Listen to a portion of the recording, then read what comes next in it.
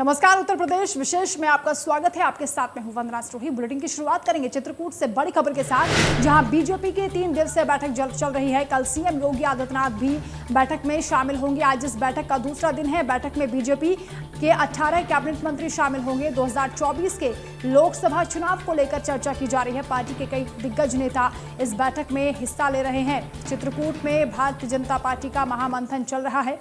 ये कहा जाता है कि बीजेपी हमेशा चुनावी मोड में रहती है और तैयारियां पहले से ही दुरुस्त करती है। ऐसे में बीजेपी की ये 3 दिवसीय बैठक चल रही है। ताबड़तोड़ बैठकें इसमें होंगी और इस मीटिंग में तमाम कैबिनेट के मंत्री शामिल होंगे। कल मुख्यमंत्री योगी आदित्यनाथ भी इस बैठक का हिस्सा बनेंगे। 2024 के लोकसभा चुनाव को लेकर तैयारियां की जा रही हैं। अभी से रणनीति बनाई जा रही है। हर एंगल पर चर्चा होगी, किस तरीके से पार्टी को और मजबूत किया जा सकता है, जनता तक कैसे पहुंचे और कैसे सरकार की उपलब्धि को पहुंचाया जाए, इस पर भी चर्चा होगी। 3 दिवसीय बैठक का ये दौर चल रहा है। आज बैठक का दूसरा दिन है। मुख्यमंत्री योगी आदित्यनाथ भी कल इस बैठक का हिस्सा बनेंगे। तो चित्रकूट में महामंथन चल रहा है भारतीय जनता पार्टी का, जिसमें पार्टी संगठन की मजबूती को लेकर चर्चा हो रही है और आने वाले वक्त में जो चुनाव होने हैं उसके लिए भी स्ट्रेटजी बनाई जा रही है, रणनीति तैयार की जा रही है। 3 दिवसीय बैठक चल रही है, जिसमें मुख्यमंत्री योगी आदित्यनाथ भी कल शामिल होंगे। उनकी ओर से भी मंत्र दिए जाएंगे। 2024 के लोकसभा चुनाव पर पूरी तरह से बीजेपी का फोकस देखा जा रहा है और बीजेपी की यही कोशिश है कि एक बार फिर 2024 में केंद्र में सरकार भारतीय जनता पार्टी की बने और इसमें खासतौर से उत्तर प्रदेश का बड़ा सहयोग रहे। 2022 विधानसभा चुनाव जीतने के बाद पार्टी का जोश हाई है। ऐसे में अब 2024 पर पार्टी की नज़र है। तो चित्रकूट में ये बैठकों का सिलसिला चल रहा है। 3 दिवसीय कार्यक्रम है, जिसमें कल मुख्यमंत्री योगी आदित्यनाथ भी शिरकत करेंगे। 18 कैबिनेट के मंत्री बैठक में हिस्सा लेंगे। भारतीय जनता पार्टी की ये 3 दिवसीय बैठक चल रही है। मीटिंग के दौरान की ये तस्वीरें भी निकलकर सामने आई हैं। चित्रकूट में बीजेपी का महामंथन चल रहा है, जिसमें 2024 को लेकर रणनीति तैयार की जा रही है। क्या खामियां हैं, क्या लूप होल्स हैं, कैसे पार्टी को और मजबूत किया जा सके, इस पर चर्चा हो रही है। क्या स्ट्रेटजी हो सकती है, जनता को क्या पसंद है, क्या मुद्दे सरकार के खिलाफ हो सकते हैं, उन्हें कैसे दूर किया जा सके, विपक्ष को कैसे पराजित करना है। ये तमाम ऐसे मुद्दे हैं जिस पर अभी से चर्चा होनी शुरू हो गई है। पार्टी ने अभी से एक्टिव मोड अपना लिया है और इसीलिए चित्रकूट में 3 दिवसीय ये शिविर चल रहा है, जिसमें ताबड़तोड़ महामंथन हो रहा है, बैठकें चल रही हैं। बीजेपी की 3 दिवसीय ये बैठकों का सिलसिला चल रहा है। कल मुख्यमंत्री योगी आदित्यनाथ भी इस बैठक का हिस्सा बनेंगे। उनकी ओर से भी टिप्स दिए जाएंगे और पूरे सूबे में कैसे हालात बने हुए हैं, भारतीय जनता पार्टी को लेकर कैसा माहौल है, कैसी हवा बन रही है 2024 के लिए, इस पर भी महामंथन लगातार किया जा रहा है। तो बीजेपी की ये 3 दिवसीय बैठक है जो चित्रकूट में चल रही है। बीजेपी महामंथन कर रही है। इस बैठक में बीजेपी के 18 कैबिनेट मंत्री भी शामिल होंगे। 3 दिवसीय बैठक का सिलसिला चल रहा है। योगी आदित्यनाथ भी कल इस बैठक में शिरकत करने पहुंचेंगे।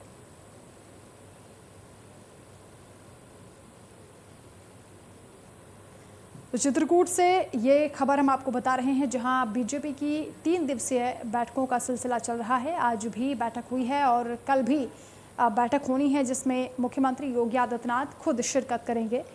तमाम कैबिनेट मंत्री भी इस बैठक का हिस्सा बनेंगे। बीजेपी लगातार कवायद कर रही है 2024 में फिर से सत्ता हासिल करने के लिए।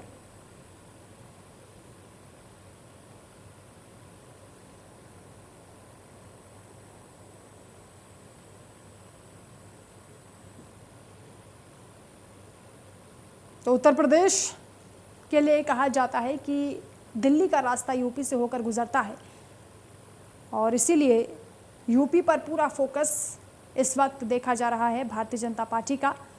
यहाँ अगर किला आपने फतह कर लिया तो दिल्ली का रास्ता आसान हो जाएगा।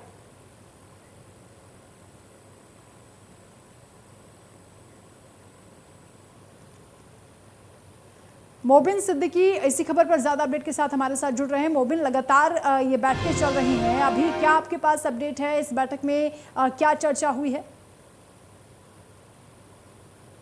देखिए, भारतीय जनता पार्टी का प्रशिक्षण वर्ग जो है आज उसका दूसरा दिन था और दूसरे दिन तमाम मंत्री यहाँ पर भारतीय जनता पार्टी के जमावड़ा लगा रहा और चर्चा का विषय ये सबसे ज्यादा रहा कि उत्तर प्रदेश में कैसे सत्ता में आना है। ये 24, क्योंकि यहाँ का जो रास्ता है उत्तर प्रदेश से होकर के दिल्ली को जाता है और यही वजह है कि यहाँ पर सभी मंत्री जो हैं और चाहे वो कैबिनेट मंत्री हो, यहाँ पर इस विषय पर ज्यादा जोर से चर्चा चल रही है। और सबसे अहम बात तो ये है कि यहाँ पर जब वो अपनी प्रशिक्षण वर्ग से बाहर निकले तो केशव मौर्य जो डिप्टी सीएम है, उन्होंने एक बड़ा बयान दिया कि ये अखिलेश यादव पर उन्होंने बयान दिया कि उनका दिमागी संतुलन बिगड़ चुका है क्योंकि लगातार उनकी हार होती आ रही है। अभी क्योंकि मुख्यमंत्री को भी इस बैठक में शिरकत करनी है, कल का क्या पूरा कार्यक्रम रहने वाला है? जी, मैं आपको बता दूं, कल मुख्यमंत्री चित्रकूट की पावन धरती पर आ रहे हैं और इसी 3 दिवसीय प्रशिक्षण वर्ग में शामिल होंगे और उनका सीधा सा उनकी सुरक्षा व्यवस्था को देखते हुए सारे इंतजाम यहाँ पुख्ता किए गए हैं। पुलिस अधीक्षक और डीएम चित्रकूट यहाँ पर मौजूद हैं और हेलीपैड में उनकी सुरक्षा व्यवस्था का जायजा डीएम और एसपी ने लिया है। बहुत शुक्रिया मोबिन, आप नजर बनाकर रखिएगा, हम आपसे अपडेट्स लेते रहेंगे। फिलहाल बहुत शुक्रिया तमाम जानकारी के लिए। लखनऊ से बड़ी खबर आपको बताते हैं, विधान परिषद उपचुनाव में बीजेपी के प्रत्याशी घोषित हुए हैं। धर्मेंद्र सिंह सैंथवार को बीजेपी ने प्रत्याशी बनाया है। निर्मला पासवान को बीजेपी ने प्रत्याशी घोषित किया है। विधान परिषद की खाली 2 सीटों के लिए उपचुनाव होना है। अहमद हसन के निधन के बाद ये सीट खाली हो गई थी। ठाकुर जयवीर सिंह के इस्तीफे से भी सीट खाली हुई, यानी 2 सीटें हैं जहां उपचुनाव होना है एमएलसी को लेकर। धर्मेंद्र सिंह सैंथवार जो कि गोरखपुर बीजेपी के क्षेत्रीय अध्यक्ष हैं, उम्मीदवार को बनाया गया है। यूपी के प्रयागराज जिले से निर्मला पासवान आती हैं, उन्हें भी बीजेपी ने उम्मीदवार बनाया है। बीजेपी महिला मोर्चा की नेता हैं। बता दें कि 1 अगस्त को नामांकन की आखिरी तारीख है। विधान परिषद उपचुनाव में बीजेपी ने प्रत्याशी घोषित कर दिए हैं। 2 एमएलसी सीटें हैं जहां ये उपचुनाव होना है। अहमद हसन के निधन के बाद 1 सीट खाली हुई थी, दूसरा ठाकुर जयवीर सिंह के इस्तीफे के बाद सीट खाली हुई। फिलहाल इन दोनों सीटों पर बीजेपी ने अपने प्रत्याशियों के नाम का ऐलान कर दिया है। निर्मला पासवान बीजेपी की ओर से प्रत्याशी घोषित कर दी गई हैं। धर्मेंद्र सिंह सैंथवार को भी बीजेपी ने प्रत्याशी बनाया है। तो 1 अगस्त क्योंकि नामांकन की आखिरी तारीख है, उससे पहले प्रत्याशियों के नामों का ऐलान हो गया है। 2 सीटों पर एमएलसी उपचुनाव होने हैं और इस उपचुनाव को लेकर बीजेपी ने तैयारी पूरी कर ली है। बांदा से बड़ी खबर, जहां महिला की पिटाई का एक वीडियो वायरल हुआ है। पिटाई के दौरान महिला की हालत गंभीर हो गई। वीडियो में कुछ महिलाएं मारपीट करती हुई नजर आ रही हैं। तस्वीरें आप देखिए। 25 जुलाई का ये वायरल वीडियो बताया जा रहा है। कुंदन महिलाओं पर मारपीट का आरोप है। वायरल वीडियो पर पुलिस ने संज्ञान लिया। पुलिस ने मामला दर्ज करके कार्रवाई शुरू कर दी है। बांदा के तिंदवारी थाना क्षेत्र का वीडियो बताया जा रहा है, जहां महिला की बेरहमी से पिटाई की गई और पिटाई का ये वीडियो लगातार सोशल मीडिया पर वायरल हो रहा है। चर्चा का विषय बना हुआ है किस तरीके से ये कुछ महिलाएं एक महिला को पीट रही हैं। वो तस्वीरें आप देखिए। थप्पड़ बरसाए जा रहे हैं। कई महिलाएं हैं एक साथ जो इस महिला की पिटाई कर रही है, जिसके बाद उसकी हालत गंभीर हो गई है। तो 25 जुलाई का ये वायरल वीडियो बताया जा रहा है। फिलहाल पुलिस ने मामला दर्ज कर लिया है। एफआईआर तो हो चुकी है, लेकिन पूरे मामले की अभी जांच पड़ताल की जा रही है। उसके बाद ही आगे की कार्रवाई होगी। बांदा के तिंदवारी थाना क्षेत्र का ये मामला बताया जा रहा है, जहां से वीडियो सामने आया और ये वीडियो देखकर आप अंदाज़ा लगा सकते हैं कि एक महिला को बड़ी ही बेदर्दी से, बड़ी बेरहमी से कुछ महिलाएं पीट रही हैं और वो चीख रही है, चिल्ला रही है। उसका सिर ज़मीन पर पटक रही हैं, उसे पैरों से, हाथों से जमकर मारा पीटा जा रहा है। तस्वीरें आप देखिए। गाली गलौज भी की जा रही है। 25 जुलाई का वीडियो बताया जा रहा है। फिलहाल पुलिस ने मामला दर्ज कर लिया है। आमिर हुसैन संवाददाता हमारे साथ जुड़ रहे हैं। आमिर, 25 तारीख का वीडियो है और ये महिलाएं भी साफ तौर से इस वीडियो में देखी जा सकती है। क्या कार्रवाई पुलिस की ओर से की जा रही है? देखिए, 25 तारीख का वीडियो है और आज जब ये मामला जो है वीडियो वायरल हुआ है, तब पुलिस हरकत में आई है और तब जाकर के एप्लीकेशन लेकर उनकी एफआईआर दर्ज की गई है। कहीं न कहीं पहले मामले को दबाने का प्रयास किया गया होगा, वो बातें सामने नहीं आ रही, लेकिन बात साफ है जिस तरह से महिलाओं ने घर के अंदर घुस मारा, ये पूरा मामला पारिवारिक है और जमीनी विवाद को लेकर के है। और जिस तरह से घर में घुस के मारा है महिला को, जो है वो एक बहुत ही विभत्स मामला है। बताया जा रहा है कि इसके पीछे कुछ एक दो पुरुष भी हैं जो वहां पे खड़े रहे हैं और उन्होंने भी मारपिटाई में कहा है कि मारो पीटो और प्राइवेट पार्ट में कुछ मिर्ची डाली गई है।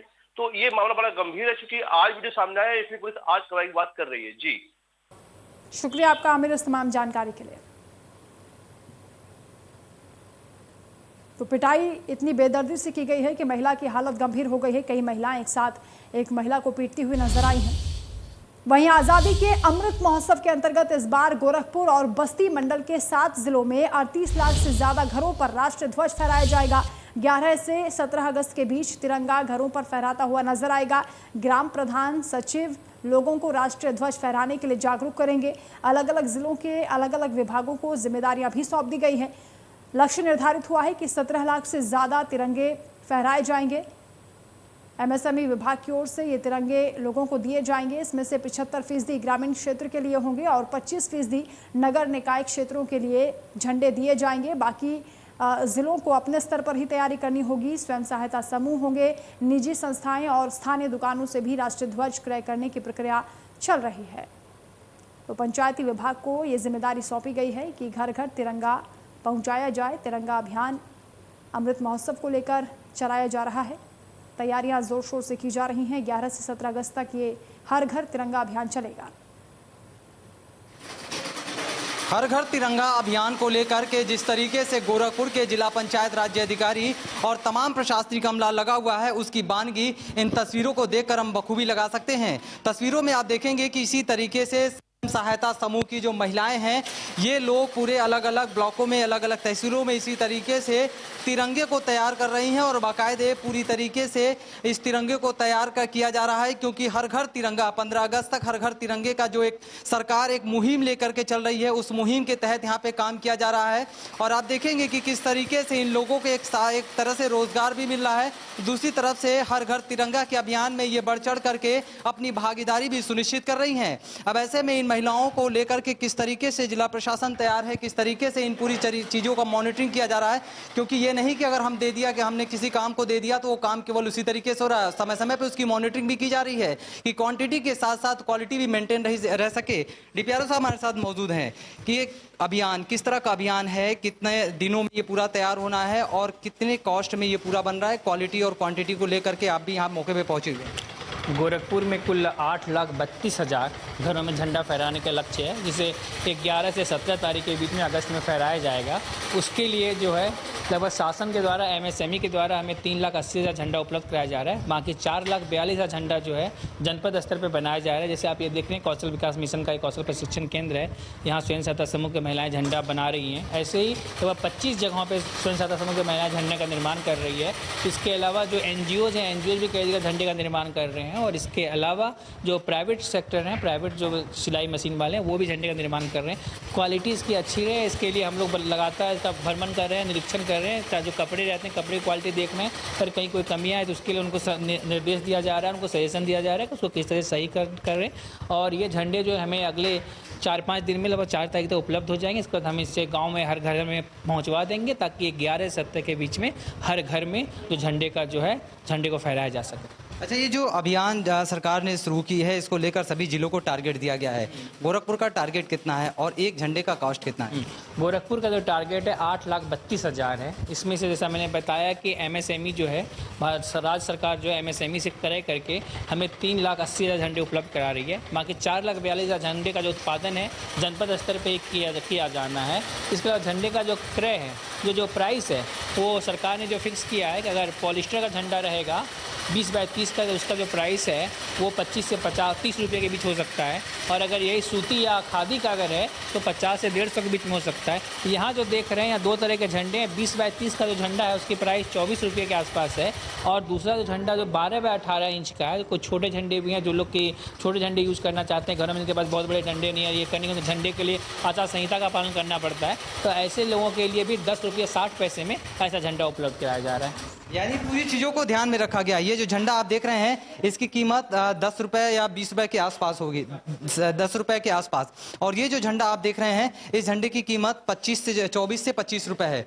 अब ऐसे में आप समझ सकते हैं कि झंडे को लेकर किस तरीके से यहाँ की जो स्वयं सहायता से जो महिलाएं हैं वो यहाँ पे हैं, किस तरह से आप लोग झंडा तैयार कर रहे हैं और कितना टारगेट दिया गया है और क्वालिटी को किस तरीके से आप लोग मेंटेन कर रहे हैं। 6000 दिया गया है टारगेट। अभी हम लोग 2000 बना चुके हैं, अभी बना रहे हैं हम लोग इसको।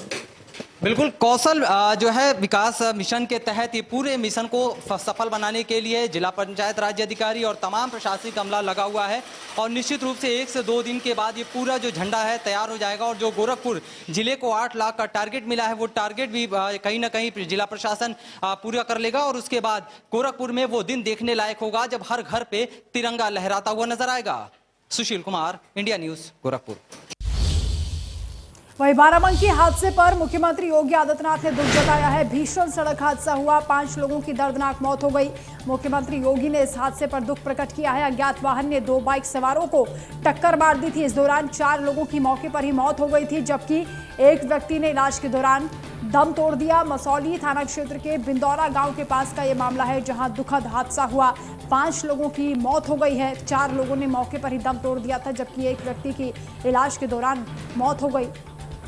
परिवारों में कोहराम मचा हुआ है। बाराबंकी में यह हादसा हुआ, जिसको लेकर मुख्यमंत्री योगी आदित्यनाथ ने जांच के बाद कड़ी कार्रवाई के निर्देश भी दिए हैं। इसके साथ ही परिजनों के प्रति उन्होंने अपनी संवेदनाएं भी प्रकट की हैं। हादसे पर दुख जताया है। दर्दनाक सड़क हादसा हुआ, 5 लोगों की मौत हो गई, जिसमें 4 लोगों ने मौके पर ही इस दुर्घटना में दम तोड़ दिया था, जबकि एक व्यक्ति की इलाज के दौरान मौत हो गई।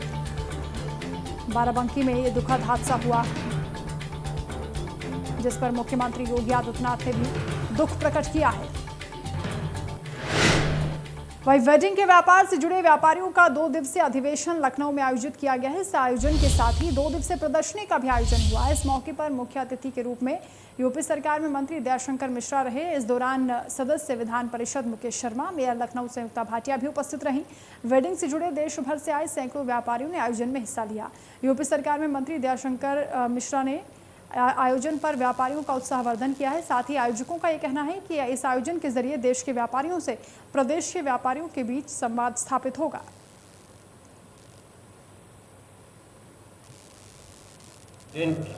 कैटरर एसोसिएशन ने आज यहाँ एक कार्यक्रम आयोजित किया है। ये उत्तर प्रदेश का उनका अधिवेशन है, जिसमें देश के तमाम राज्यों से और उत्तर प्रदेश के 56 जिलों के जो प्रतिनिधि यहाँ इकट्ठे हैं, उन सब में भागीदारी करने का अवसर मिला। उनकी बातों को, उनकी कुछ समस्याएं जीएसटी को लेके हैं, क्योंकि उनका एमएसएमई में रजिस्ट्रेशन होता है व्यापारियों का, और जीएसटी में लेके खाने और फूडिंग लॉजिंग में थोड़ा सा अंतर है। उन्हीं की बातों को सरकार तक पहुँचाकर उनके लिए प्रयास करना है। क्योंकि वेडिंग इंडस्ट्री से जो हम लोग जुड़े हैं, टेंट एसोसिएशन की आज तक कहीं भी हम लोग को एकजुट ना होने के नाते हमारी कोई भी सुनवाई नहीं होती थी, जिसको लेकर के इस संगठन को हम लोगों ने प्रदेश का महाधिवेशन हम लोगों ने करवा रहे हैं। इस महाधिवेशन में जो है हमारे काफ़ी लोग आए हुए हैं, जिलों से सब लोग आए हैं, और हमारा इस मकसद है कि हम अपनी पूरी वेडिंग इंडस्ट्रीज़ के लोगों को, जितने भी उन सभी लोगों को एक साथ एकजुट एक बैनर तले हम सबको लाएं, और लाने के बाद में इसमें हमने एक अपनी प्रदर्शनी लगवाई है। जितने हमारे इस कारोबार से जुड़े जो हमारा सामान होता है, जो हम लोग परचेज करते हैं, उसमें हमने लगभग 80 मैन्युफैक्चरिंग कंपनियों को यहाँ पे बुलाया है, जो पूरे भारत से आई हैं। गुजरात है, महाराष्ट्र है, और लुधियाना है, हरियाणा है, पंजाब है, कानपुर है, पानीपत है, चेन्नई है, तमाम ऐसी जिलों से ऐसी कंपनियां आई हैं कि जो अपने अपने प्रेजेंटेशन सब लोग यहाँ दिखाएंगी, और अपने अपने व्यापारियों से जो भी उसका संवाद होगा, नई नई चीज़ें इसमें व्यापारियों को हमारे देखने को मिलेगी, और हमारे व्यापारियों को इससे कम रेट पे रोज सामान मिलेगा, और हमारा व्यापार में आगे और तरक्की। और इस वक्त एक बड़ी खबर सामने आ रही है। इस वक्त की बड़ी खबर आपको बता दें, सीधा रुख करेंगे इस वक्त की बड़ी खबर की ओर। उत्तर प्रदेश से ही जुड़ी एक बड़ी खबर इस वक्त सीधा आपको बताने वाले हैं, क्योंकि बड़ी खबरों का ये लगातार बुलेटिन हम आपको दिखा रहे हैं, जिसमें उत्तर प्रदेश विशेष यानी तमाम बड़ी खबरें इसमें होंगी। मुहर्रम का शाही तरीके से आगाज होगा, ये बड़ी खबर आपको बता रहे हैं। पुरानी परंपरागत के तरीके से ही जुलूस निकाला जाएगा। का महीना शुरू हो चुका है। कल पहली मुहर्रम है। कल से जुलूसों का सिलसिला जो है वो लगातार जारी हो जाएगा। कल सबसे पहला जुलूस जो है पहली मुहर्रम का वो जरी का निकाला जाता है। हम आपको दिखाएंगे ये शाही जरी जो है ये यहाँ पर पूरी तरह से तैयार कर दी गई है, जो अभी छोटे इमाम बाड़े में रखी है। ये शाम को यहाँ से उठा करके बड़े इमाम बाड़े में ले जाई जाएगी। उसके बाद कल पहली मुहर्रम के जुलूस में इस जरी के जरी का जो है वो उसको निकाला जाएगा यहाँ से, और लाखों की तादाद में लोग इसकी ज़ियारत करेंगे। यहाँ पर आप देख रहे हैं जो जरी के कारीगर हैं, ये लोग जो बनाते हैं जरी को, महीनों इसको तैयारी करते हैं तब जाकर ये जरी तैयार होती है। वो लोग हमारे साथ हैं, हम उनसे भी बात करते हैं। कितना समय कम से कम लगता है इसको बनाने के लिए? कम से कम तो 80-90 दिन तो लग ही जाते हैं, बहुत आराम से 80-90 दिन लग जाते हैं। तो आप लोग कब से इस जरी को यहाँ पर बना रहे हैं? हम लोग आ जाते हैं ईद के बाद से, ईद के एक हफ्ते बाद से आ जाते हैं, और फिर मुहर्रम करके, पहली मुहर्रम से 2 दिन 3 दिन पहले तैयारी पूरी करके और दिया जाता है। अच्छा, लगभग इसमें कितनी लागत लगती होगी इस जरी को तैयार करने के लिए? इस मोम की जरी में तो कम से कम 2 लाख रुपए की लागत आ जाती है। 2 लाख। पैसा इसका सरकार द्वारा दिया जाता है? जी, ये पैसा इसका सरकार द्वारा दिया जाता है, लेकिन महंगाई के हिसाब से कोई पैसे नहीं है, क्योंकि कारीगरी भी महंगी है, मटेरियल भी महंगा है, और महंगाई बहुत ज़्यादा है। उस हिसाब से पैसे 8 सालों में कुल 20,000 रुपये की बढ़ोतरी करी गई है, 20-25,000 रुपये की, और 8 सालों में हर मटेरियल, हर कारीगर डबल का रेट का हो गया है, मटेरियल, कारीगर भी, हर चीज़। अच्छा, अगर हम शाही जरी की बात करें तो क्या मान्यता है इस जरी को लेकर? इस जरी की बहुत बड़ी मान्यता है, क्योंकि नवाबों के ज़माने से 184 साल से बनती चली आ रही है।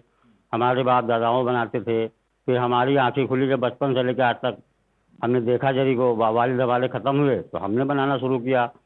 लेकिन ये जरी जो बन रही है, ये 184 साल से पहले से हमारे बाप दादा बताते थे कि बनाते हम लोग चले आ रहे हैं, खानदानी यानी, तो हम लोगों की दिमाग में जरी बसी हुई है, और इसके कारीगर बहुत कम जुज़वी होंगे जो एक आधे कहीं मिलेंगे, वरना कारीगर इस जरी के है नहीं। खासियत क्या है इस जरी? खासियत इसमें मोम है, मेन चीज़ तो इसमें मोम है, और मोम की जरी ये कहलाती इसलिए है कि इमाम हुसैन साहब का जो दिल था, जो वो थे, वो मोमिया थे, बहुत रहम दिल थे, इसलिए जरी उन्हीं के नाम से रखी जाती है, उन्हीं के नाम से बनाई जाती है, इसलिए इसको मोमिया जरी, शाही जरी को नाम दिया जाता है। तो आपने देखा ये शाही जरी जो पूरी तरह से मोम से बनाई जाती है, क्योंकि इमाम हुसैन की याद में, उनके चाहने वाले, उनकी याद में कल इस जरी को उठाया जाएगा पहली मुहर्रम को, और जिसमें लाखों की तादाद में शिया समुदाय के लोग इसमें भाग लेंगे। इंडिया न्यूज़ के लिए लखनऊ से सैयद फिरोज आलम का महीना। इन खबरों के साथ फिलहाल इस खास बुलेटिन में इतना ही। नमस्कार।